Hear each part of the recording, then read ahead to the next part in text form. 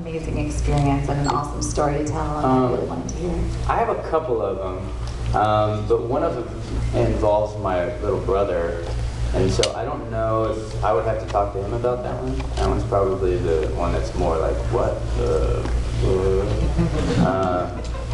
But I could tell you this one.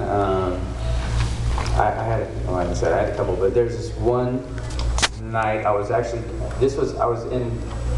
high school, and I was in Texas, and we had this soccer tournament. I don't remember where it was, but I had to drive to get there, and I was by myself, and it was late at night. And I've never been a druggie or anything like that, so like I wasn't on anything. So I'm just gonna tell you that right now.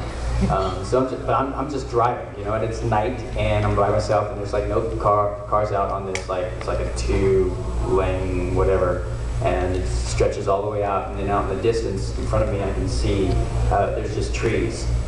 And so as I'm driving, I see this like white ball of light just kind of like appear in the sky above the trees, and I'm like, that's strange, and I'm looking at it, and it starts to move like slowly across the trees, this above the trees, and it starts moving across the trees, and I'm heading straight for it, and I'm like, and I see it like get across to the other side, and then like, like it looked like a drip, like something dripped out of it, and the top disappeared, and this fell into the trees, like into the forest or whatever.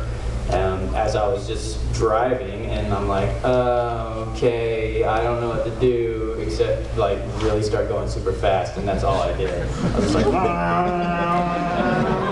and I knew something was going on right next to me because I could see the light or whatever, but I didn't want to like look, and then next thing I know, I'm being raped by aliens. I was just like,